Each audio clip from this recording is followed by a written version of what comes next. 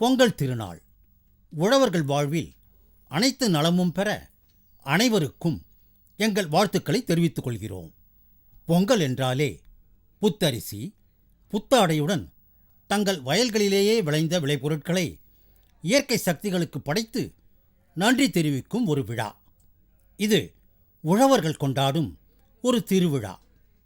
உழுவோர் உலகத்தார்க்கு அச்சாணி, சுழன்றும் ஏற்பினது உலகம். நாட்டிற்கு முதுகெலும்பு விவசாயம். உழவன் சேற்றில் கால் வைக்காவிட்டால் நாம் சோற்றில் கை வைக்க முடியாது. உலகத்தாருக்கு உணவு படைக்கும் கடவுள் உழவன். இதெல்லாம் உழவுத் தொழிலையும் உழவரையும் முன்னிறுத்தி பேசப்படும் முதுமொழிகள்.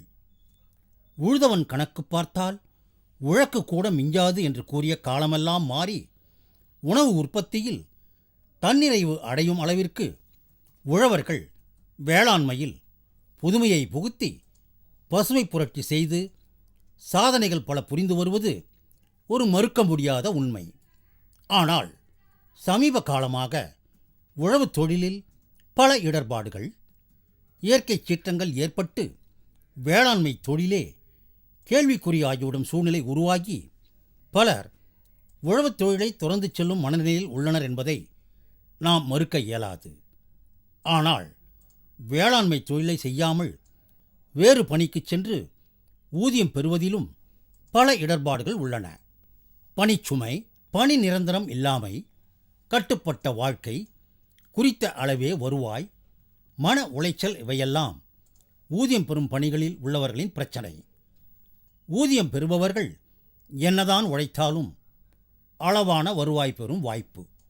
ஆனால் உழவுத் தொழிலில் திருந்திய தொழில்நுட்பங்களுடன் உண்மையாக உழைத்தால் பல மடங்கு வருமானம் பெருகும் வாய்ப்பு.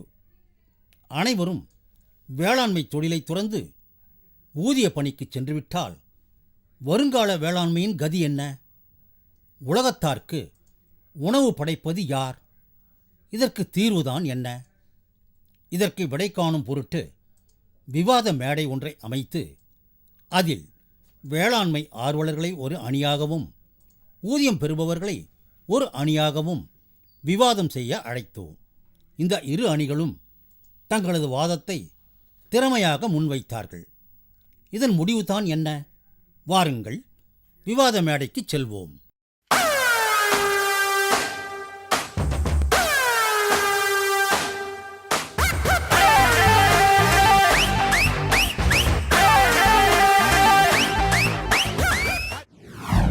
மக்கள் தொலைக்காட்சி நிலையமும் சுற்றுச்சூழல் வேளாண் அபிவிருத்தி மையமும் பொங்கல் விழா பட்டிமன்ற நிகழ்ச்சிக்கு என்ற வருங்கால தலைமுறையினர் வாழ்வில் வளம் பெற உதவுவது உழவே ஊதியமே என்ற இரு தலைப்புகளில் இந்த பட்டிமன்றம் நடக்க உள்ளது. இந்த உழவே என்ற தலைப்பின் கீழ் 3 பேச்சாளர்கள் இங்கு பேச உள்ளார்கள். அதில் முதலே சொன்ன ஸ்ரீ பாலா அவர்கள் இங்கு சமூக ஆர்வலர், அவர் இங்கு பேச உள்ளார்கள். அடுத்ததாக ஹரிசுதன், அவர் ஒரு பிடெக் MBA படித்தவர். அவர் வேளாண்மை குடும்பத்தை சார்ந்தவர். அவர் வேளாண்மையிலே உழவே சிறந்தது என்று பேச உள்ளார். அதற்கடுத்தது கணேசன், வேளாண் அபிவிருத்தி மையத்தினுடைய மேலாண்மை இயக்குனர் கணேசன் அவர்கள் இது பற்றி உழவே சிறந்தது என்று பேச உள்ளார்கள். அதை போலவே ஊதியமே சிறந்தது, ஊதியமே எங்களுக்கு நல்ல ஒரு வருமானத்தை கொடுக்கும், அதே சிறந்தது உழவை விட என்று பேச இங்கு வருகை தந்துள்ளார்கள்.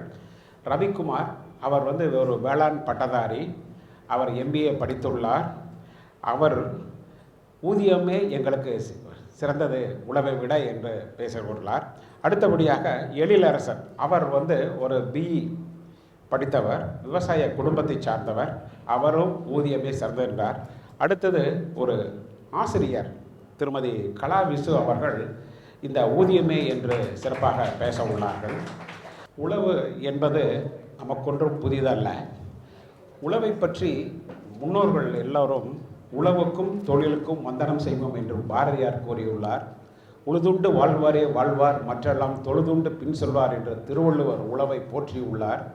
அது மட்டுமல்லாமல் உழவன் சேற்றில் கையை வைத்தால்தான் நாம் சோற்றில் கையை வைக்க முடியும் என்ற ஒரு பழமொழியும் இருக்கிறது. அதனால் உழவு எவ்வளவு ஒரு சிறந்த தொழில் என்பதை இதைவிட வேறு யாராலும் எடுத்து கூற முடியாது. ஏனென்றால் உணவு இல்லை என்றால் பசி வந்தால் பத்தும் பறந்துவிடும். நாம் இவ்வளவுதான் இருந்தாலும் மதியம் உடனே உணவுக்கு செல்ல வேண்டும் என்ற பசி நம்மை அழித்து விடும். அதனால் உணவு எவ்வளவு முக்கியம், உழவு தொழில் செய்வர்கள் தான் உணவை உற்பத்தி செய்து மக்களுக்கு கொடுக்கின்றார்கள் என்பதை இதன் மூலம் நாம் அறிகின்றோம். அதைப்போல ஊதியத்தை பற்றி சொல்லும் என்றால், ஊதியம் பெறுவர்கள் ஆதி காலத்திலே உழவு மட்டும்தான் தொழிலாக இருந்தது. அதற்கடுத்து வந்த தொழில் நெசவு தொழில். அப்பொழுதுதான் அடுத்து வந்த தொழில்கள் தான் தட்டச்சர், கொல்லன் போன்ற மண்பானை செய்பவன் போன்ற தொழில்கள் இப்பொழுது மிகவும் பேசப்படுகின்ற தொழிலான கணனி தொடர்பு, தொலைத்தொடர்பு போன்ற தொழில்களெல்லாம் வந்ததன் காரணமாக ஊதியம் இப்பொழுது சிறப்பாக உழவு தொழிலை விட வருமானம் அதிகமாக இருக்கின்ற காரணத்தினால் ஊதியத்தை விரும்புகின்ற நிலைமை வந்திருக்கிறது. இதையெல்லாம் ஆராய்ந்து முதலில் உழவு தொழில்தான் சிறந்தது என்று பேசுவதற்காக நமது திருமதி ஸ்ரீ பாலா அவர்களை முதலில் அழைக்கின்றேன். இங்கே குழுமி இருக்கும் விவசாய பெருமக்களுக்கும் மற்ற இளைஞர் சமுதாயத்தின் பிரதிநிதித்துவமாக கல்லூரி மாணவர்கள் வந்திருக்கிறார்கள். அவர்களுக்கும் மற்ற பொதுமக்களுக்கும் என்னுடைய சிறந்தார்ந்த வழக்கங்கள். இங்கே கொடுக்கப்பட்டிருக்கிற தலைப்பு படி பார்த்தால் நான் உழவு சார்ந்து பேச வேண்டும் என்று என்னை அழைப்பு விடுத்த போது நிஜமாகவே எனக்கு ஒரே ஒரு பழமொழி தான் உங்களுக்கு சொல்ல தோன்றுகிறது. பழம் நழுவி பாலில் விழுந்தது. நான் இப்படி ஒரு சந்தர்ப்பத்தை வெகுகாலமாக நான் யோசித்து காத்திருந்தேன். காரணம் என்னவென்றால், எத்தனையோ கிராமங்கள், எத்தனையோ மாவட்டங்களில் ஏறி இறங்கி மரத்தடிகளில் உட்கார்ந்து எத்தனையோ விவசாயிகளோடு உட்கார்ந்து, அப்பா அம்மா தயவு செஞ்சு இங்கே எல்லாரும் இயற்கை வேளாண்மைக்கு வாங்க. இதை எப்படி நாங்கள் செய்ய ஆரம்பித்தோம் என்றால், முதலில் அந்த கிராமத்திலிருந்து யாராவது ஒரு விவசாயி எங்களை செவிமெடுக்கக்கூடிய அளவுக்கு இருக்கிறவரை முதலில் முன்னோடி விவசாயியாக உருவாக்கி அவரை மையமாக கொண்டு மற்றவர்களை அழைத்து இந்த மாதிரி நீங்கள் இந்த விவசாயத்துக்கு வந்துடுங்க. அடுத்த தலைமுறையில் உங்கள் குடும்பத்தில் பசங்களெல்லாம் அதுக்கு படிக்கிற மாதிரியான ஒரு ஆர்வத்தை கொண்டு வரணும்னா நீங்கள் விவசாயத்தில் லாபத்தை பார்த்தா தான் முடியும்.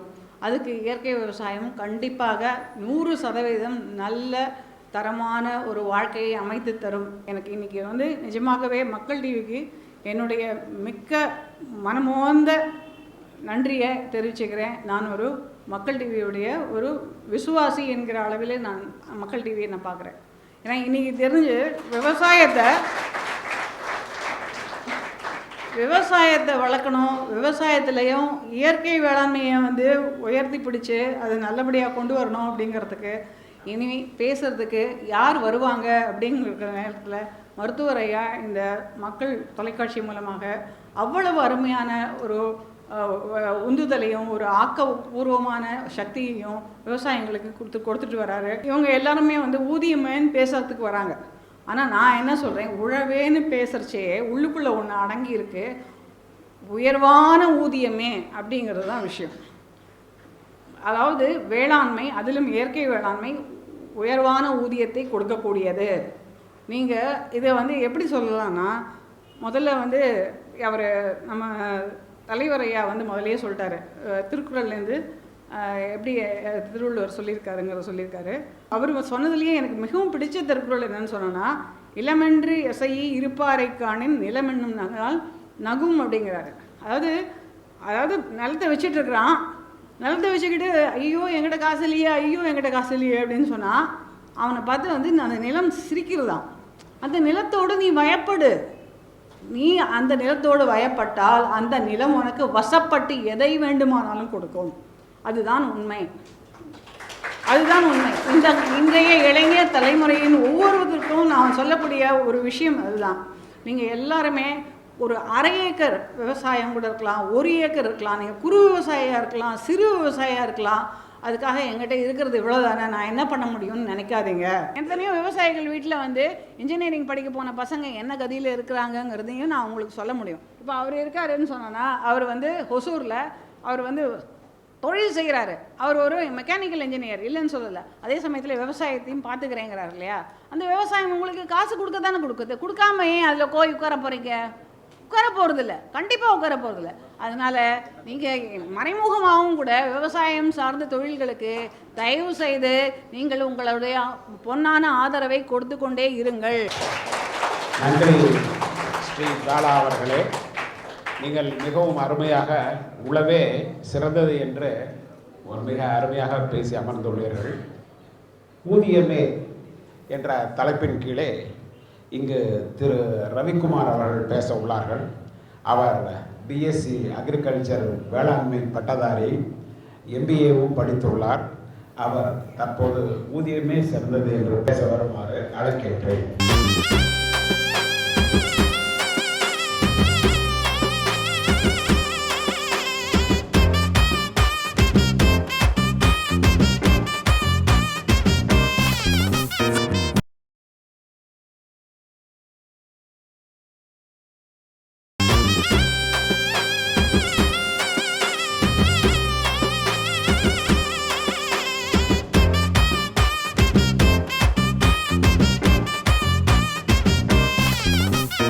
தேடிச்சோறு நிதம் தின்று பல சின்னஞ்சிறுகதைகள் பேசி மனம் வாடி துன்பம் மிக உழன்று பிறர் வாட பல செயல்கள் செய்து நரைகூடி கிள பருவமெய்தி கொடுங்கூற்றுக்கு இறையெனப் பின் மாயும் பல வேடிக்கை மனிதரைப் போல நானும் வீழ்வேன் என்று நினைத்தாயோ? சுடர்மிகும் அறிவுடன் என்னை படைத்து விட்டாய், வல்லமை தாராயோ இந்த மானுடம் பயனுற வாழ்வதற்கே. இங்கு வந்திருக்கின்ற உங்கள் அனைவரையும், விவசாய பெருமக்களையும் மாணவர்கள் அனைவரையும் வரவேற்று இந்த தலைப்பில் இப்போ நீங்களே சொல்லுங்கள், இந்த உழவேன்னு சொல்கிற இந்த 3 பேர்த்தில் யாராவது ஒருத்தராவது உழவர் மாதிரி இருக்காரா? ஒருத்தர் இருக்காங்களா? இல்லை, இதில் நம்ம சிரிக்கிறத விட இன்னொன்று சிந்திக்கணும். என்னென்னா, இவங்க உழவர் மாதிரி இல்லையே அப்படின்னா உழவர் எப்போ இந்த மாதிரி ஆகிறது? ஒவ்வொரு விவசாயியும் இந்த மாதிரி பேண்ட் ஷர்ட் போட்டு இந்த மாதிரி உட்காந்து விவசாயம் பண்ணுறவர் இப்படியும் இருக்கலாம். இதில் அந்த ஒரே ஒரு இது வருங்கால தலைமுறைங்கிற ஒரு வார்த்தை மட்டும் இவங்க வைக்காமல் இருந்திருந்தாங்கன்னா இவங்களுக்கு இங்கே வேலையே இல்லை. அதாவது இன்றைக்கி வரைக்கும் அது இல்லை, ஒருவேளை நாளைக்கு ஏதாவது இருக்குமோ அப்படிங்கிற ஒரு நம்பிக்கையில் அவங்க இந்த தலைப்பை வச்சுருக்காங்க. அவங்க பேசுனதில் நிறைய விஷயங்கள் சொல்லிகிட்டே வந்தாங்க. இந்த மாதிரி இப்படி பண்ணலாம் அப்படி பண்ணலாம் அப்படின்னு சொன்னாங்க. ஏட்டு சுரக்காய் கறிக்கு உதவாதுங்கிறது நான் பிஎஸ்சி அக்ரி 2வது வருஷம் படிக்கும்போதே தெரிஞ்சுக்கிட்டேன். இது வேலைக்கு ஆகாது அப்படின்னு சொல்லிட்டு. அதே போல் அவங்க சொன்னாங்க, நான் விவசாயிகிட்ட போய் கெஞ்சுறேன், மன்றாடுறேன், இந்த நிலத்தை வந்து போட்டுருங்க. நிலத்தை இன்றைக்கி விவசாயம் அந்த நிலைமையில தான் இருக்குது. இந்த விவசாயி பார்த்து எனக்கு சாதகமான ஒரு சூழ்நிலையை உருவாக்குற கட்சியை தான் இந்த நாட்டில் ஆள முடியும் அப்படிங்கிற சூழ்நிலையை உருவாக்குற அளவுக்கு நம்ம ஏதாவது ஒரு வாய்ப்பு உருவாக்கியிருக்கோமா? அப்படி அதாவது முதல்ல எடுத்தோம், நீங்கள் வெளியிலிருந்து பார்த்தீங்கன்னா இந்த அரசியல் அது வந்து விவசாயத்துக்கு எந்த விதத்துலையும் சாதகமாக இல்லை. அடுத்தடுத்துங்க மண், நம்ம எத்தனை விவசாய நிலங்கள்லாம் இன்றைக்கி என்ன நிலைமையில் இருக்குதுங்கிறது உங்களுக்கு யாருக்கும் சொல்லவே தேவையில்லை. அது பூரா எல்லாம் போயாச்சு. முக்கால்வாசி இடங்களில் பிளாட் போட்டாச்சு. இன்னும் மிச்சம் மீதி இருக்கிற இடங்கள்ல அல்லது ரோடு வசதி இல்லாத இடங்கள் இருக்கிற நிலங்கள் மட்டும் மீதி இருக்குது. ஒன்று. அடுத்து தண்ணி வந்து நம்ம இன்றைக்கி எப்படி பயன்படுத்திகிட்டு இருக்கோம், என்ன நடந்துகிட்ருக்கு, யார் யார் கூட அடிச்சுட்டு இருக்கோம், உதச்சிட்டு இருக்கோங்கிறது உங்களுக்கு தெரியும். விவசாயம்ங்கிறது இனிமேல் தனி மனிதம் சார்ந்த தொழிலாக இருக்காது. அது இருக்கிறதுக்கு வாய்ப்பே இல்லை. ஏன்னா நம்ம உலகம் ஒட்டுமொத்த மன சிந்தனையும் வந்து நம்ம வலதுசாரியை நோக்கி நகர்ந்துக்கிட்டு வர்றதுனால இந்த விவசாயமெல்லாம் கார்ப்பரேட் கையில் தான் போக போகுது. அதனால் விவசாயம், அது குறிப்பாக உழவு அப்படிங்கிற வார்த்தை வந்து இனிமேல் இல்லை. உழவும் அது தொழில் தான். ஸோ நம்மெல்லாம் வந்து அங்கேயும் போய் ஊதியம் வாங்கிக்கிற ஒரு ஆட்களாக வர்றது மட்டும்தான் இன்றைக்கி இருக்கிற உலகம் நகர்ந்துக்கிட்டு இருக்கிற சூழ்நிலையை வச்சு சாத்தியமே ஒழிய. நம்மளோட ஊதியம் எப்படி இருக்கும்? நீ ஒரு 6 டன் அரிசி உற்பத்தி பண்ணி கொடு, உனக்கு இவ்வளோ ஊதியம் கிடைக்கும். 10 கிலோ காய்கறி உற்பத்தி பண்ணி கொடு, உனக்கு இவ்வளோ ஊதியம் கிடைக்குங்கிற நிலைமை தான் எதிர்காலத்தில் சாத்தியம். அதுதான் நடக்கும். அதை நோக்கி நகர்றதான் சரியாக இருக்குன்னு சொல்லி விடைபெறுகிறேன். நன்றி, வணக்கம்.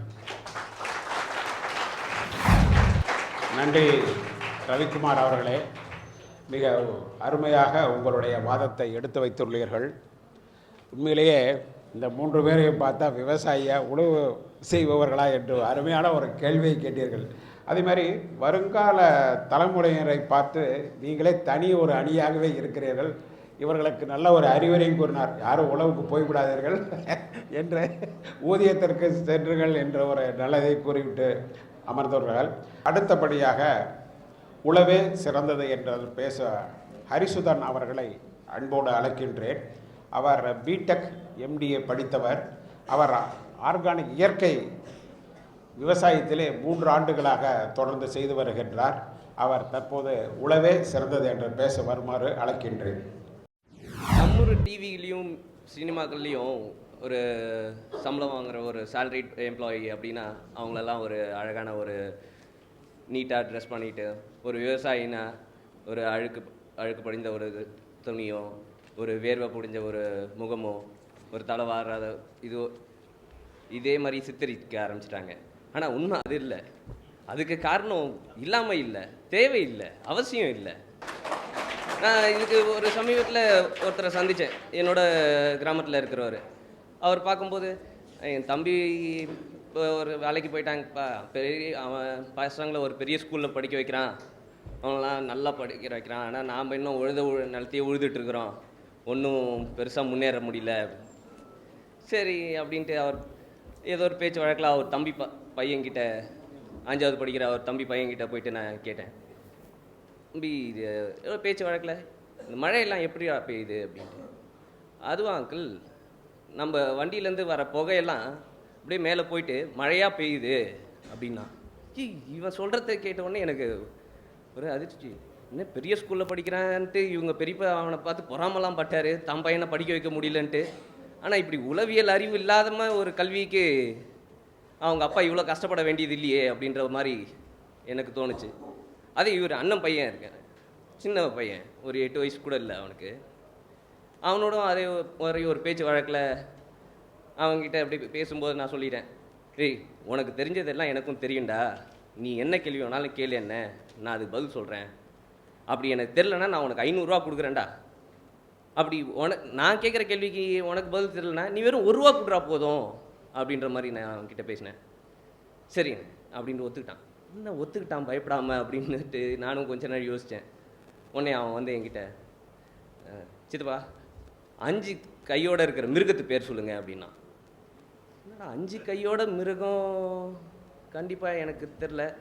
சரி நான் தோத்துட்டேன்னு ஒத்துக்கிட்டு என் பர்ஸ்லேருந்து ஒரு 500 ரூபா எடுத்து அவன் கையிலையும் கொடுத்துட்டு, எனக்கு தெரிலடா இந்த நான் தோத்துட்டேன், சரி நீ சொல்கிறா அப்படின்னு. அவனுக்கு கொஞ்ச நேரம் அப்படியே என்னை பார்த்துட்டு குடுகுடுன்னு வீட்டுக்குள்ளே ஓடி போயிட்டு வெளியே வந்தான். வெளியே வந்து என்கிட்ட 1 ரூபாயை கொடுத்துட்டு, எனக்கும் பதில் தெரியாது, நான் தோத்தனா 1 ரூபா தானே கொடுக்கணும் அப்படின்ட்டு 500 ரூபாயை பிடிங்கிட்டு போயிட்டான். உண்மையிலேயே ஒரு ஒரு ஒர்க்கிங் கிளாஸ் எம்ப்ளாயி எப்படி இருப்பாங்க? 50,000 ரூபாய்க்கு சம்பளம் வாங்கும்போது ஒரு 1000 ஸ்கொயர் ஃபீட் வீடு கட்டுவாங்க. 1 லட்ச ரூபா சம்பளம் வாங்கும்போது அது 2000 மாறும். 5 லட்ச ரூபா சம்பளம் வாங்கும்போது ஒரு பெரிய பங்களாவாக இருக்கும். ஆக அவங்களுக்கு தேவையை என்றைக்குமே அவங்களுடைய வருமானம் அவங்களுடைய தேவையை பூர்த்தி செய்கிற மாதிரியே தான் இருக்குமே தவிர அவங்க தேவையை மிஞ்சுற அளவுக்கு இருக்கவே இருக்காது. இப்போ நான் விவசாயம் பண்ணிகிட்ருக்கேன், என்ன இல்லை இதனால வருமானம் இல்லை, இது என்ன ஒரு விவசாயம் பண்ணுறவங்கள ஒரு குறைவாக சித்தரித்து எல்லாரையும் ஊதிய பக்கம் அனுப்பிட்டு நாளைக்கு இப்போதைக்கு விவசாயம் பண்ணக்கூடிய நிலையில் எல்லாத்தையும் அவங்க எடுத்துக்கிட்டு அவங்க விவசாயம் பண்ண ஆரம்பிச்சிருவாங்க. நம்மளை கடைசியாக நம்மளால் அதை பண்ண முடியாது. இந்த மாதிரி ஒரு திசை திருப்பு வேலை தான் நடக்கும். வாய்ப்புக்கு நன்றி. ஹரிஹரசுதன், நீங்கள் மழலை தமிழிலே பேசினாலும் மிக அழகாக பேசினீர்கள். உலக ஆக்சுவலாக அறிவியலில் உள்ளவன் எவ்வாறு இருப்பான், ஒரு விவசாயி மகன் எவ்வளவு இருப்பான் என்று உங்களுடைய சித்தப்பா மகன் அவன் உங்கள் அண்ணன் மகன் 500 ரூபாய் பெற்றதை அறிவாக எடுத்து போய் 490 ரூபாய் இழந்ததை சொல்லியுள்ளீர்கள். அதே மாதிரி விவசாயியுடைய மகன் கூடவே இப்போ கிராமத்தில் இப்போ நாங்கள்லாம் சின்ன குழந்தையா இருக்கிற இடத்துல விவசாய காலையில் போட்டு கட்டுத்தரையில் சாணி எடுப்போம். அப்புறம் தான் 10 மணிக்கு பள்ளிக்கூடத்துக்கு போவோம். பள்ளிக்கூடத்துக்கு போயிட்டு சாயங்காலம் வந்து மாடெல்லாம் மேய்ப்போம். இந்த மாதிரி வந்து விவசாயத்தை பணிகளை வந்து நம்ம மாணவர்கள் அதாவது இளமை பருவத்திலேயே கற்றுக் கொடுத்து வந்தவர்கள். அதைத்தான் மிக அழகாக எடுத்து கூறினார்கள். திரு எழிலரசன் அவர் ஒரு இன்ஜினியரிங் பட்டதாரி, மனிதவள மேம்பாட்டு பயிற்சியாளர், உயர்கல்வி ஆலோசகர், மண்டல தலைவராகவும் பணிபுரிந்திருக்கிறார். இவர் விவசாய குடும்பத்தைச் சேர்ந்தவர். அவர் தற்போது ஊதியமே சிறந்தது என்று பேச வருகிறார். வருமாறு அழைக்கின்றேன். வணக்கம்.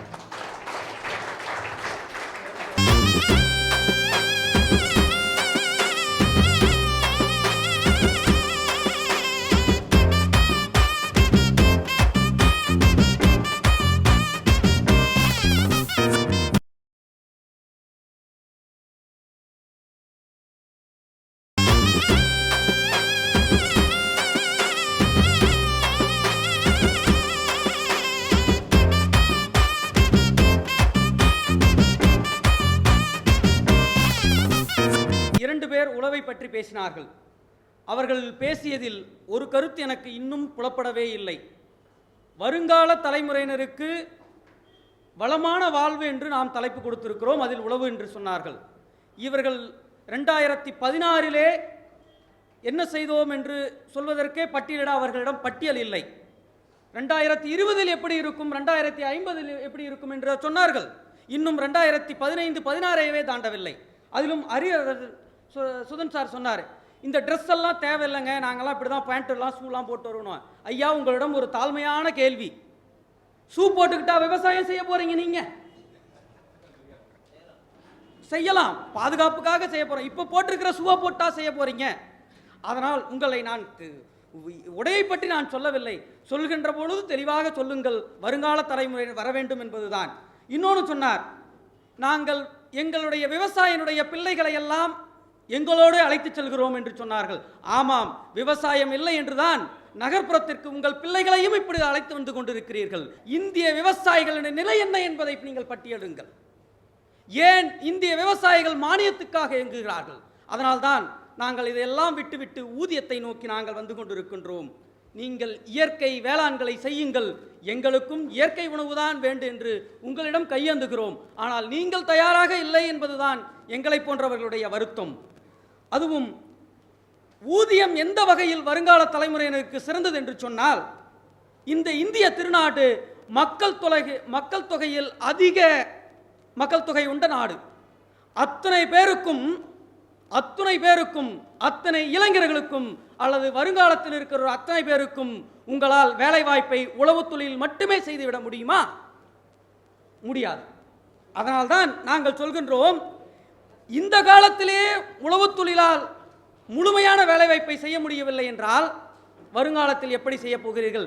ஆனால் எங்களுடைய ஊதிய அணி அப்படி பேச வரவில்லை.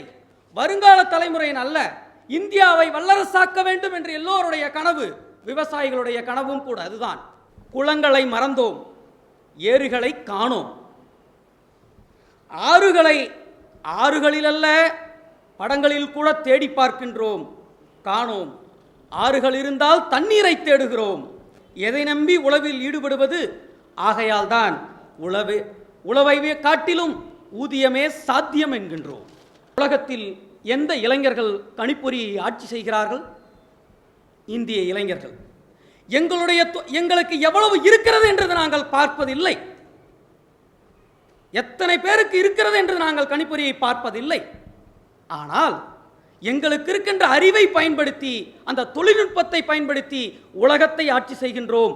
நீங்களும் விவசாய அறிவை பயன்படுத்தி வளர்ந்திருந்தால் இன்று நிறைய இறக்குமதி உணவுப் பொருட்களை நாம் செய்திருக்க வேண்டிய நிர்பந்தம் நமக்கு வந்திருக்காது. ஏன் அதை செய்ய மறத்தீர்கள் என்பதுதான் எனக்கு புரியாத புதிராக இருக்கிறது. இதுதான் உழவே அணிக்கு நான் கேட்கின்ற மற்றொரு கேள்வி. இன்னொன்றும் சொல்கின்றோம், புயல் வந்தாலோ மழை பெய்தாலோ அல்லது கடுமையான மழை பெய்து விட்டாலோ சூறாவளி வீசினாலோ எங்களுடைய மரங்கள் எல்லாம் சாய்ந்து விட்டன, பயிர்கள் எல்லாம் போய்விட்டன என்று கூக்குரலுகிறோம். எனக்கும் ஆதங்கம்தான். ஒரு கதவு மூடினால் அடுத்த கதவை திறக்க தேடி பார்க்கிறவர்கள் உழவுக்காரர்கள். ஆனால் ஊதியக்காரர்கள் நாங்கள் என்ன செய்கிறோம் என்று சொன்னால், இன்று ஒரு ஊதியம் எங்களுக்கு பற்றவில்லை என்று சொன்னால் அதை அடுத்த நிலைக்கு எங்களை மாற்றிக்கொள்வதற்கு எங்களை தொழில்நுட்பத்தோடு எங்களுடைய அறிவை மேம்படுத்தி கொண்டே இருக்கின்றோம். அதனால் இந்த நிறுவனம் இல்லை என்று சொன்னாலும் அடுத்த நிறுவனத்தில் எங்களுக்கு ஊதியம் தர தயாராக இருக்கிறார்கள். உங்களுக்கு ஒரு பயிரை நீங்கள் மறைத்து விட்டீர்கள் என்று சொன்னால் மற்றொரு பயிரை எடுப்பதே கடினம் என்று சொன்னால் அதை காப்பாற்றுவதற்கான ஒரு சிறு தொழில்நுட்பத்தை நீங்கள் கண்டுபிடித்தீர்களா? இதுவரைக்கும் அரசியல்வாதியினுடைய மகன் அரசியல்வாதி ஆக்குகிறோம், மருத்துவரினுடைய வாரிசு மருத்துவத்துறையை கொண்டு வருகின்றோம், தொழிலதிபர்களின் வாரிசு தொழிலதிபர் ஆக்குகிறோம். எத்தனை விவசாயிகள் விவசாய வாரிசுகளை உருவாக்கி இருக்கிறீர்கள் என்பதை உங்களால் பட்டியலிட முடியுமா? அதனால்தான் நாங்கள் சொல்கின்றோம், உங்கள் விளைப்பையும் நாங்கள் வெகுவாக குறைத்து, தொழில்நுட்பத்தின் மூலமாக வெகுவாக குறைத்து உங்களுடைய உற்பத்தியை அதிகப்படுத்துவதற்கு, உங்களுடைய உழைப்பை குறைக்கின்றோம், உற்பத்தியை அதிகப்படுத்துவதற்கு தொழில்நுட்பம் போன்ற எங்களால் ஆன அத்தனை விஷயங்களையும் ஊதியம் பெற்றுக்கொண்டே உங்களுக்கும் செய்கின்றோம். அதனால்தான் நீங்கள் உழவு செய்பவர்கள் வாழ்க்கை வேண்டும், பிழைக்க வேண்டும் என்றீர்கள். நாங்கள் வாழ்வு வேண்டும் என்று கேட்கின்றோம். ஒரு படி உயர்ந்து நிற்கின்றோம். அதனால்தான் வருங்கால தலைமுறையினரே, நிச்சயம் ஊதியம்தான் சாத்தியம் வருங்கால தலைமுறை வாழ்வுக்கு என்று கூறி உங்களிடமிருந்து நன்றி பாராட்டி, வாய்ப்புக்கு நன்றி பாராட்டி விடைபெறுகின்றேன். நன்றி, வணக்கம். எழிலரசன் மிக அருமையான உரையை தந்து இங்கே அமர்ந்துள்ளார்கள். மக்கள் அதிக தொகை இருக்கின்ற காலத்தினால் ஆக்சுவலாக வேலை வாய்ப்பை அதிகரிக்க முடியும் இருக்கு. அதில் விவசாயத்திலே வேலை வாய்ப்பை அதிகரிக்க முடியுமா என்ற ஒரு மிக அருமையான கேள்வியை கேட்டு அமர்ந்துள்ளார். அதை நாமும் சிந்திக்க தான் வேண்டும். ஏனென்றால் நம்மளுடைய குழந்தைகள் அனைவரையுமே விவசாயத்திலே ஈடுபடுத்தி விட்டு அவர்களை இங்கே இருக்க சொல்ல முடியுமா என்ற ஒரு கேள்வியை அவர் கேட்டுள்ளார். அது மட்டுமில்லாமல் இந்தியா ஒரு வல்லரசராக வேண்டும் என்றால் பல தொழில்கள், பல தொழில்நுட்பத்திலே நாம் முன்னேற வேண்டும் என்பதையும் இங்கே எடுத்து கூறி அமர்ந்துள்ளார். அதையும் நாம் ஏற்றுக்கொள்ளத்தான் வேண்டி இருக்கின்றது. இவருடைய கேள்விகளுக்கு தற்போது கணேசன் என்ன பதில் சொல்ல போகிறார் என்று எனக்கு தெரியவில்லை. அவருடைய நிலைமை ரொம்ப பரிதாபமாக தான் இருக்கும் என்று நினைக்கின்றேன். தற்போது கணேஷ் அவர்களை இங்கே வந்து உழவு பற்றி பேசுமாறு அழைக்கின்றேன். அவர் சுற்றுச்சூழல் வேளாண் அபிவிருத்தியினுடைய புதுச்சேரி மாவட்டத்தின் இயக்குநராக இருக்கிறார். அவர் எங்கள் தமிழ்நாடு பல்கலைக்கழக மாணவர். அவர் எம்எஸ்சி வேளாண்மை பட்டம் பெற்றவர். அவர் சவுத் ஆப்பிரிக்கா, மொசாம்பிக்கோ உளுந்து பயிர் அதிக நாட்டில் அறிமுகப்படுத்தியது, சேடா அமைப்பை உருவாக்கியது போன்ற நல்ல, அதேபோல் 20 ஏக்கர் நெல் மானியம், காய்கறி புழு உரம் உற்பத்தி செய்து வருகிறார்.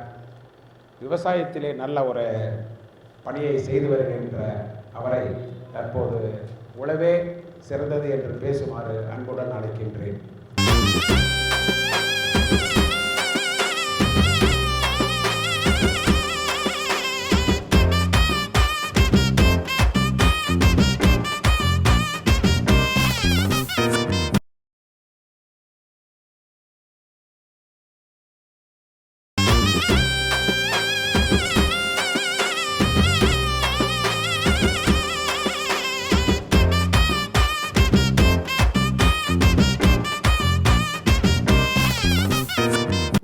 உணவு கொடுக்கும் உழவர்களுக்கும் மக்கள் தொலைக்காட்சி அன்பர்களுக்கும் எனது பொங்கல் வணக்கத்தை தெரிவித்துக் கொள்கிறேன். தாய், தந்தை மற்றும் குரு மட்டுமல்ல தெய்வம், உழவுத் தொழில் புரிவோரும் தெய்வம் என்று கூறி எனது வாதத்தை தொடங்குகிறேன். நடுவர் ஐயா அவர்களே, உழுதுண்டு வாழ்வாரே வாழ்வர், மற்றெல்லாம் தொழுதுண்டு பின் சொல்வர். நான் இது இப்போ சொல்ல ஐயா, 2000 வருடங்களுக்கு முன்பாகவே வள்ளுவர் ஐயா இந்த உழவனுடைய பெருமையை சிறப்பாக எடுத்துரைத்துள்ளார். இன்றைக்கி நம்ம நிறைய டாபிக் பேசிகிட்டு இருக்கோம். 4 பேர் பேசியிருக்கோம். உழவு தான் பெருமை என்று எங்கள் அணியும், இல்லை உழவு இல்லை தொழில் தான், அதாவது ஊதியமே தான் சிறந்ததுன்னு மற்றொரு அணியும் பேசிகிட்டு இருக்காங்க. சில விஷயங்கள்லாம் பார்க்கல எனக்கே சிரிப்பாக இருக்குது. நடுவரையாக கூட சொல்லக்கூட பார்த்தா பரிதாபமாக இருக்குது நிலமானார். உழவர்கள் நிலைமை பரிதாபமாக இருக்கின்றது, ஒரு கேள்வி குறிக்கின்றது. ஆனால் கேள்வி இல்லை. இந்த கேள்வி குறிக்கெல்லாம் நாங்கள் முற்றுப்புள்ளி வைக்கப் போகிறோம் வருங்கால தலைமுறையின் மூலமாக என்று எடுத்துரைக்கத்தான் இப்போது நாங்கள் வருகின்றன. அதாவது நண்பர், எதிரணி நண்பர் திரு ரவிக்குமார் சொன்னார், இது உங்களை பார்த்தா ஒன்றும் விவசாயி மாதிரி இல்லையே, நீங்கள்லாம் பார்த்தீங்க அப்படின்னா கோட் சூட் போட்டுன்னு அப்படி பந்தாவாக இருக்கீங்களான்னாரு. நாங்கள்லாம் பார்த்தா அவருக்கு எப்படி தெரியும்னு பார்த்தீங்க அப்படின்னா, ஏர் தூக்கி போட்டு கோமணம் கட்டி அழுக்கு துணியோட பழைய கஞ்சி உண்டு பிரியாணி அரிசி உற்பத்தி பண்ணுற விவசாயிகளை நாங்கள் கால் மேலே கால் போட்டுக்கின்னு கம்ப்யூட்டரை வச்சுக்கின்னு தொழில்நுட்பங்களை பயன்படுத்தி உட்கார்ந்த இடத்துல கம்ப்யூட்டர் விவசாயம் பண்ணக்கூடிய விவசாயியாக நாங்கள் அந்த விவசாயி தான் நாங்கள் வந்திருக்கோம் இங்கே. ஸோ நாங்கள் நினைக்கிற மாதிரி சாதாரண விவசாயி இல்லை, வருங்கால தலைமுறையில் ஒரு சிறந்த விவசாயிகளை உருவாக்க வேண்டிய தலைமுறைகளை உருவாக்குகின்ற விவசாயிகளாக தான் உட்காந்துட்டு இருக்கோம். நினைக்கிற மாதிரி வேட்டி சட்டை போட்டுக்கின்ற விவசாயிகள் விவசாயம் பண்ணிட்டு இருப்போம். ஆனால் வெளியே வந்தால் நான் உங்களை விட அதிகமாக டை கட்டின்னு இருப்போம். உங்களை மாதிரி கை கட்டின்னு இருக்க மாட்டோம். ஏன்னா நீங்கள் ஊதியம் பண்ணிட்டு இருக்கீங்க, கை கட்டி தான் நிற்கணும். நாங்கள் அப்படி இல்லை, டை கட்டிங்கன்னா பந்தாவாக இருப்போம் ஐயா. நாங்கள் ஒன்றும் புரியாமல் பேசுகிறாங்க, ஒன்றும் தெரியல. ஊதியம் தான் சிறந்தது பேசின்னு இருக்காங்க. என்ன ஊதியம்னா சிறந்தது அப்படின்னு எனக்கு சொல்கிறீங்கன்னு தெரியல. அதாவது இன்றைக்கி மக்கள் தொகையில் விவசாயம் சார்ந்த ஒரு நாட்டில் விவசாயியால் உற்பத்தி பண்ண முடிந்தால் தான் இந்த 3 வேலை இல்லை, ஒரு வேளை சாப்பாடாக நமக்கு கிடைக்கும். அந்த 3 வேளை சாப்பிடக்கூடிய உணவு கொடுக்குற விவசாயியை நீங்கள் வந்து விவசாய தொழிலே பண்ண முடியாமல் அவர் சொன்னார், எதிரணி நண்பர் எழிலரசன் சொன்னார், இல்லை நாங்கள் வந்து என்னது ஒரு வேலை இல்லைன்னா 100 வேலை செய்ய முடியும், ஒரு வேலை கடையில் மற்ற கம்பெனிக்கு வேலைக்கு போனார். எங்கள் விவசாய தொழில்நுட்பத்தையும் பல வேறு தொழில்நுட்பங்கள் இருக்கா தெரியல ஐயாவுக்கு. அதாவது நாங்கள் ஒரு பயிர் போட்டால் அந்த பயிர் போயிடுச்சுன்னா எங்களுக்கு விவசாயம் போயிடாது ஐயா. கலப்பு பயிருக்கு, ஊடு பயிருக்கு, ஒருங்கிணைந்த பண்ணையம் இருக்குது. ஒரு பயிர் போச்சாலும் சரி, ஒரு தொழில் பண்ணாலும் இன்னொரு தொழில் பண்ணவங்களால் வருமானம் எடுக்க முடியும் என்பதை வந்து வலியுறுத்தி சொல்ல இருக்கிறேன் ஐயா அவர்களுக்கு. அது மட்டும் இல்லாமல் பார்த்தீங்கன்னா இன்றைக்கி ஊதியம் பண்ணுகிற எத்தனை பேர் பார்த்தீங்க அப்படின்னா மன கஷ்டத்தோட பண கஷ்டத்தோட எத்தனை பேர் இன்றைக்கி ஏடிஎம்மில் நினைக்கிறான் தெரியுமாக்கா? பண கஷ்டத்துக்காக மாதத்துக்கு ஒரு தடவை தான் அவங்களுக்கு ஊதியம் கிடைக்கும். அந்த ஒரு தடவை கிடைக்கிற ஊதியத்துக்கும் ஏடிஎம்லேயும் எப்போ சேலரி போட உட்காந்துட்டு இருப்பீங்க. ஆனால் விவசாயி அப்படி இல்லை ஐயா. ஒவ்வொரு நாளும் நாங்கள் உற்பத்தி பண்ணுற வருமானத்தை ஒரு நாள் உற்பத்தி எங்கேருந்து வரும்? கறவை மாடு மூலமாக டெய்லி எங்களுக்கு வருமானம் வரும் ஐயா. கீரை உற்பத்தி பண்ணால் மாதமுள்ள வருமானம் வரும், ஒரு வாரமுள்ள வருமானம் வரும், ஒரு மாதமுள்ள வருமானம் வரும், ஒரு வருடமுள்ள வருமானம் வரும், பல வருடமுள்ள வருமானம் இருக்கிற ஒரே தொழில் பார்த்திங்கன்னா விவசாயம் மட்டும்தான். விவசாயத்தால் மட்டும்தான் வருடமுள்ள யாரும் கை கட்டாமல் நாங்கள் வந்து ஒரு வருமானத்தை உருவாக்க முடியும். வளமான வருங்காலம் டாப்பிக்கே பார்த்திங்கன்னா வாழ்வில் வளம் பெற, அது வருங்கால சந்ததியினர் தலைமுறையினர் பார்த்திங்கன்னா இளைஞர்கள் எல்லாம் எங்கே வந்து வளமாக இருக்கணும்னு பார்த்திங்கன்னா அதை வளம்னா என்ன சொல்கிறது? ஒரு செல்வ செழிப்பாக மட்டும் இல்லை, ஒரு சந்தோஷமாக ஒரு நிம்மதியாக இருக்கிற வாழ்வு எங்கே கிடைக்குமா? தொழிலில் கிடைக்குமா? கண்டிப்பாக வந்து ஊதியத்தில் கிடைக்குமா? நிம்மதியாக இருக்க ஒரே தொழில் விவசாயம் மட்டும்தான் எனக்கு கிடைக்கணும். விவசாயத்துக்கு வராங்க. விவசாயத்தை மட்டும்தான் நமக்கு தேவையான உற்பத்தி என்ன செய்ய முடியுமோ உற்பத்தி செஞ்சுக்கலாம். நமக்கு தேவையான உற்பத்தி மட்டும் இல்லை. அதான் விவசாயிகளுடைய ஒரு முக்கிய ஒரு பரந்த மனப்பான்மை என்ன பார்த்தீங்கன்னா, எனக்கு தேவையான உற்பத்தி மட்டும் நான் பண்ணல, எனக்கு மட்டும் உற்பத்தி பண்ணால் ஒரு 5 சென்ட்டில் உற்பத்தி பண்ணி எனக்கு 3 குடும்பத்துக்கு இது 3 குழந்தைகள் வச்சுக்க நம்மளால் வந்து உற்பத்தி செய்ய முடியும். ஆனால் அப்படி கிடையாது. நான் வந்து 300 குடும்பங்களுக்கு 3000 குடும்பங்களுக்கு 3 மில்லியன் குடும்பங்களுக்கு உற்பத்தி செய்ய ஆசைப்பட்டு தான் உற்பத்தியே பண்ணுறேன். இது என் குடும்பத்துக்கு மட்டும் நாங்கள் உற்பத்தி பண்ணல, அனைவருக்கும் உற்பத்தி பண்ணக்கூடிய ஒரு தொழில் தான் நாங்கள் செஞ்சுட்டு இருக்கோம். நாங்கள் வந்து பரந்த மனப்பான்மையோட எங்களுக்கு மட்டும் இல்லாமல் சமுதாயத்துக்கே நாங்கள் உணவு அளிக்கக்கூடிய ஒரு தொழிலை செஞ்சுட்டு இருக்கோம். அதனால் நீங்கள் நினைக்கிற மாதிரி வருங்கால சந்ததிக்கு வந்து நல்ல ஒரு வளமான வாழ்வு தர்றது வந்து பார்த்திங்கன்னா ஊதியம் கண்டிப்பாக கிடையாது. நான் சொல்லுவேன் கண்டிப்பாக என்ன வந்து எங்களுக்கு சப்போர்ட்டாக இருக்கலாம், எங்களுக்கு தேவையான போது சப்போர்ட் பண்ணலாம். தர உழவால் மட்டும்தான் நல்ல ஒரு வருமானத்தை அது ஒரு வளமான வாழ்க்கையை தர முடியும். அது மட்டும் இல்லாமல் பார்த்திங்கன்னா இன்றைக்கி வந்து விவசாயத்தில் பார்த்திங்க அப்படின்னா வளங்கள், அதாவது என்ன வளங்கள் இல்லை இந்த திருநாட்டில்னு சொல்கிறோம், ஏன் ஏந்த வேண்டும் வெளிநாட்டில். நம்ம விவசாய நிலத்தங்களில் நம்ம உற்பத்தி பண்ணக்கூடிய இடங்களில் நல்ல வளங்கள் இருக்குது. எதை வேணால் உற்பத்தி பண்ணலாம். நினச்சா வந்தீங்கன்னா எந்த வகையான காய்கறிகள் உற்பத்தி பண்ணலாம், எந்த வகையான தானிய பயிர்கள் உற்பத்தி பண்ணலாம், எந்த வகையான பணப்பயிர்கள் உற்பத்தி பண்ணலாம். இதை வந்து செய்யக்கூடிய வளங்கள் நம்ம சீதோஷணம் நம்ம பகுதியில் மட்டும்தான் இருக்குது. இந்த தொழில்நுட்பங்களை பயன்படுத்தினா கண்டிப்பாக வந்து வருங்கால தலைமுறைக்கு நாங்கள் சிறந்த ஒரு வளமான வாழ்வை நாங்கள் கொடுப்போம்னு சொல்லி கூறிக்கொண்டு, இது வந்து இன்னும் ஒரு முக்கியமான ஒரு இது சொல்ல விரும்புகின்றேன். ஒரு கடைசி விவசாயி, கடைசி மரம், கடைசி பயிர், கடைசி நிலம், கடைசி உணவுப் பொருள் எல்லாம் முடிந்த பிறகுதான் தெரியும் உங்களுக்கு இந்த உழவனுடைய அருமை. அப்போது தான் இந்த ஊதியம் பெறுகின்ற நீங்கள் இந்த உழவனுடைய அருமை தெரியும் என்று கூறிக்கொண்டு, வருங்கால தலைமுறையினர் வாழ்வில் வளம் பெற உழவே சிறந்தது என்ற நல்லதொரு தீர்ப்பை நமது நடுவர் ஐயா வழங்குவார் என்று கூறிக்கொண்டு விடையமருகிறேன். உழவர் பெருமகை அருமையாக எடுத்து கூறினீர்கள். வள்ளுவன் கூறியது 2000 ஆண்டுகளுக்கு முன்பாண்டே உழுதுண்டு வாழ்வாரை வாழ்வார் மற்றெல்லாம் தொழுதுண்டு பின் செல்வார் என்பதை அழகாக எடுத்து கூறினீர்கள். அது இல்லாமல் வருவாய் வைத்ததுக்கு நீங்கள் சொன்னீர்கள். ஆக்சுவலாக நாங்கள் எப்போதுமே வந்து அந்த பேண்ட் ஷர்ட்டை வந்து நாங்கள் போட்டுக்கிட்டு இன்றைக்கி வந்து பண்ணக்கூடிய விவசாயி அப்படின்னு சொன்னார். உண்மையிலே இந்த மாதிரி விவசாயத்தை நான் வந்து இஸ்ரேலில் பார்த்தேன். இஸ்ரேலில் பார்த்திங்கன்னும் பொழுது எல்லாம் அங்கே பேண்ட் ஷர்ட் தான் போட்டுட்ருக்குறாங்க. அதை விட ஒரு விவசாயி வந்து 1000 ஏக்கர், அதாவது கிரேப்ஸு நம்ம திராட்சை பண்ணுறாரு. எல்லாம் கம்ப்யூட்டர்லேயே ஃபெர்டிலைசரு எல்லாமே கம்ப்ளீட்டாக சாஃப்ட்வேர்லேயே கம்ப்ளீட்டாக கொடுத்துட்றாரு. ஒரே ஒரு விவசாயி தான் இருக்கார். கம்ப்ளீட்டாக எல்லாத்தையும் ட்ரிப்பு ஃபெர்டிகேஷன் அந்த டைமையும் ஃபிக்ஸ் பண்ணி சாஃப்ட்வேரில் கொடுத்துட்டு அவர் பாட்டுக்கு போயிடுறாரு. இது மாதிரி பார்த்திங்கன்னா அந்த மாதிரி விவசாயத்தை நாங்கள் பண்ணுவோம் அப்படின்னு சொல்லி தொழில்நுட்பத்தை நாங்கள்லாம் கற்றுக்கிட்டு நல்லா செய்வோன்றதை மிக அழகாக எடுத்து சொன்னார். முதல்ல வந்து பாசுமதி அரிசியை மட்டும்தான் நம்ம வந்து வெளிநாடுகளுக்கு ஏற்றுமதி செய்து கொண்டு இருக்கோம். சென்ற ஆண்டு வந்து 4 மில்லியன் டன்னு வந்து நான் பாசுமதி ரைஸை, அதாவது அரிசியை வெளிநாடுகளுக்கு ஏற்றுமதி பண்ணோம். இந்த தடவை 11 மில்லியன் டன்னை வந்து ஏற்றுமதி செய்கிறதுக்கு மத்திய அரசு அனுமதி கொடுத்துருக்குது.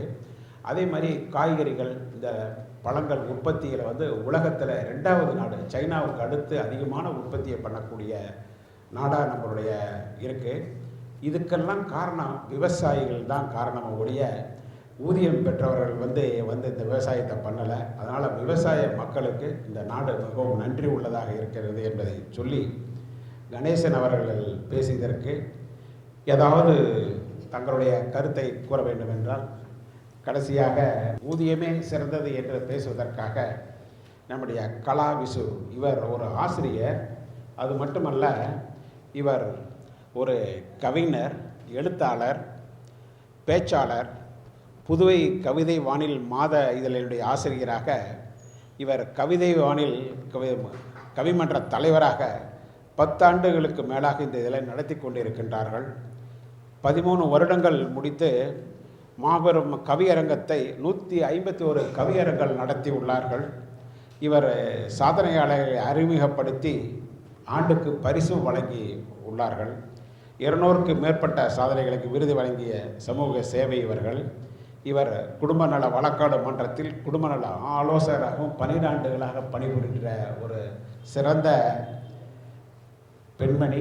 உண்மையிலேயே உங்களுக்கு எங்களுடைய பாராட்டுகளையும் நன்றியை தெரிவித்துக் கொள்கிறோம். இப்பொழுது ஊதியமே சிறந்தது என்று பேச வருமாறு திருமதி கவி விசு அவர்களை அன்போடு அழைக்கின்றேன்.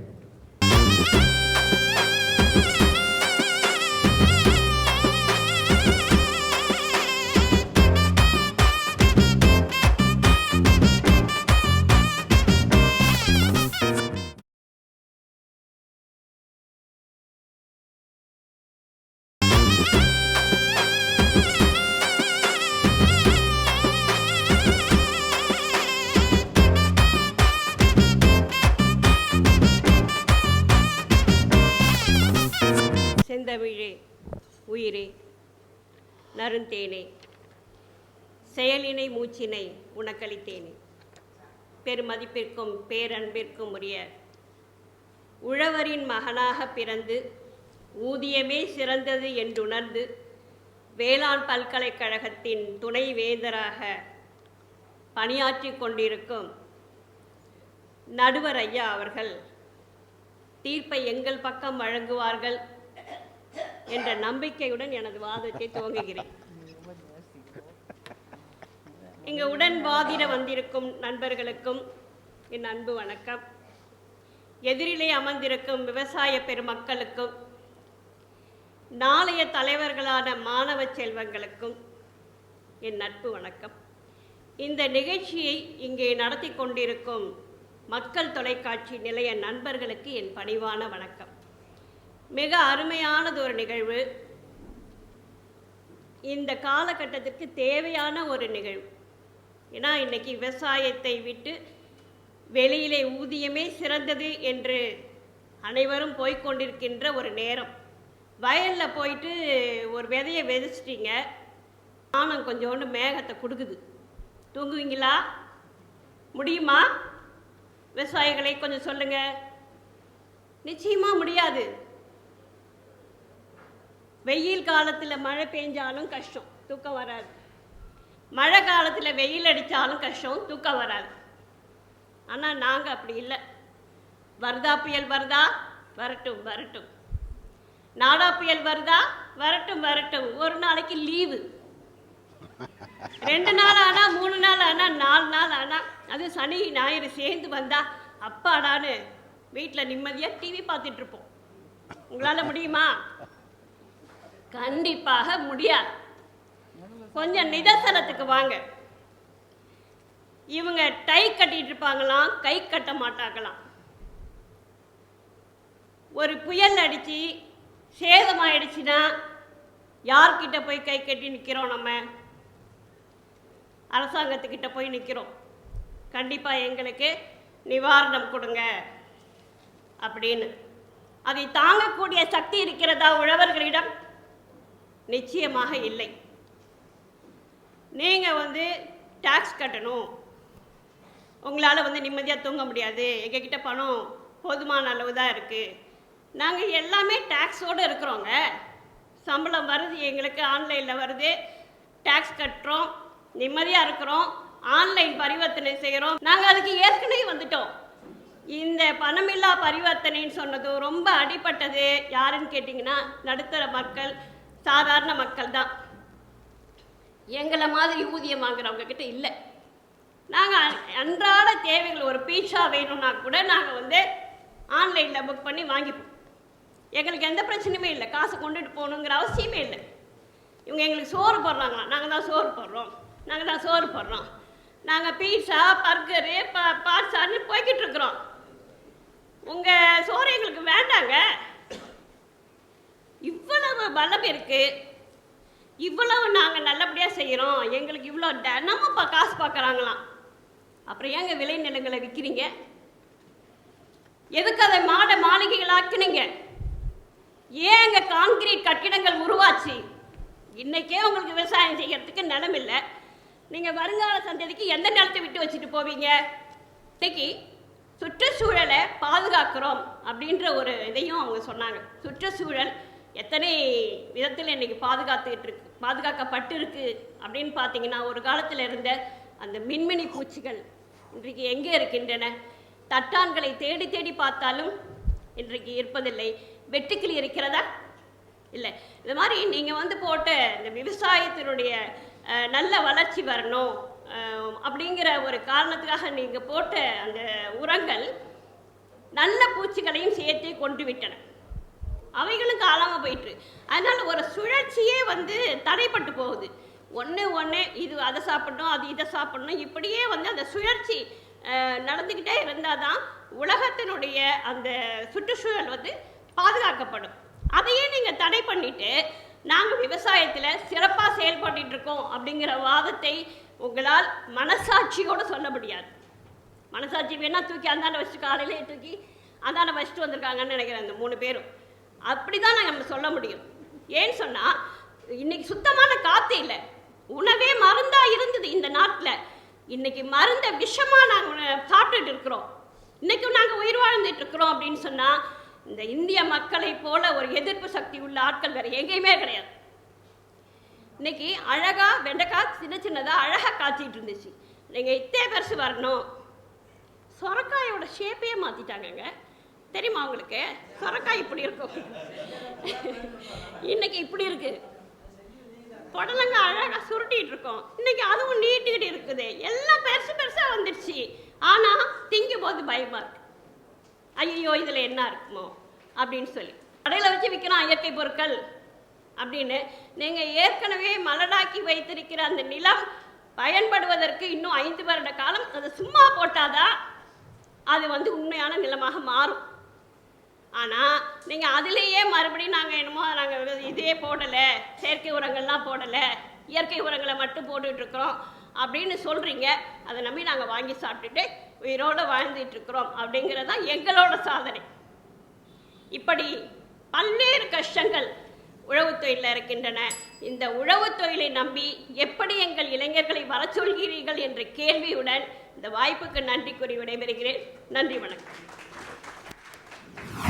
விவசாயிகளுடைய பாதிப்பை பற்றி, அவர்களுக்கு பாதிப்பு ஏற்பட்டாலும் நிவாரணம் வழங்குவது நாங்கள் தான் என்று மிக உரிமையாக அதை எடுத்து கூறி அமர்ந்துள்ளீர்கள். அது மட்டுமல்லாமல் மண்ணிலே மண்புழுவை காணோம், தேனியை காணோம்.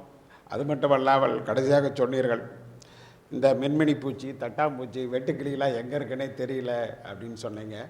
அது உண்மையிலேயே வந்து பார்த்திங்கன்னா இந்த பூச்சி மருந்தை அடித்ததுனால, இந்த பூச்சி மருந்தை அடித்ததன் காரணமாக நம்ம பூச்சி அழிக்கிறதுக்காக தான் அந்த மருந்தை அடிக்கிறோம்.